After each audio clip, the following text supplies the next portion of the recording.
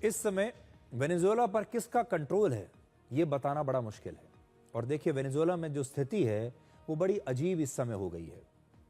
तो जो इस समय कंट्रोल में हैं उनमें सबसे पहला नाम है डेल्सी रोड्रिग्स, जो इस समय वहां की अंतरिम राष्ट्रपति हैं, जिनकी तस्वीर इस समय आप देख रहे हैं। ये पहले उपराष्ट्रपति थी मदुरो के साथ, लेकिन आज ये राष्ट्रपति हैं। लेकिन अमेरिका की एक अदालत में मदुरो ने खुद ये कहा कि वो वेनेजुएला के राष्ट्रपति आज भी हैं। एक तरफ वेनेजुएला में एक नई राष्ट्रपति ने शपथ ले ली, दूसरी तरफ अमेरिका में बैठे मदुरो ये कहते हैं कि वो आज भी वेनेजुएला के राष्ट्रपति हैं। और वेनेजुएला की प्रमुख विपक्षी नेता मारिया कोरेना मचाडो ने कहा है कि वो डेल्सी रोड्रिग्स को अंतरिम राष्ट्रपति के तौर पर स्वीकार नहीं करती।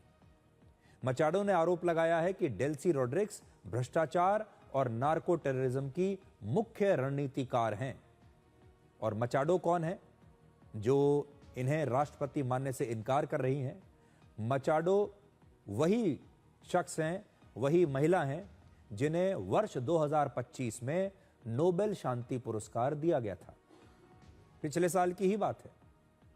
2025 में उन्हें नोबेल शांति पुरस्कार दिया गया था और उन्होंने वेनेजुएला में बदलाव के लिए एक लंबा संघर्ष किया। वहां के एक और विपक्षी नेता, जो वहां के प्रमुख विपक्षी नेता माने जाते हैं, बड़े विपक्षी नेता, उन्होंने भी रोड्रिग्स का विरोध किया है। और गोंजालेस जो हैं, जो विपक्षी नेता हैं, ये वर्ष 2024 के राष्ट्रपति चुनाव में विपक्ष के उम्मीदवार थे।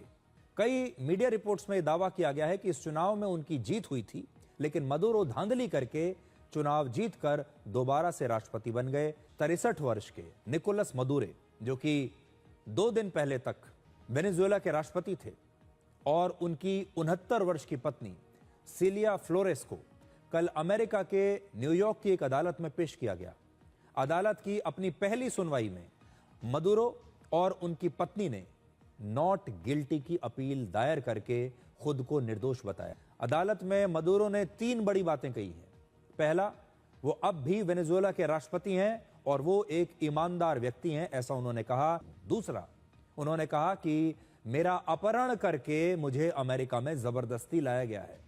और तीसरा, उनके खिलाफ राजनीतिक मकसद से मुकदमा चलाया जा रहा है। उनके वकीलों ने भी कहा कि मदुरो को जिस तरह से पकड़कर अमेरिका लाया गया वो अंतर्राष्ट्रीय कानून और कानूनी प्रक्रिया का उल्लंघन है। मदुरो की पत्नी ने भी कहा कि वो अब भी वेनेजुएला की फर्स्ट लेडी है और उन्होंने भी अपने ऊपर लगे सभी आरोपों से इनकार किया है।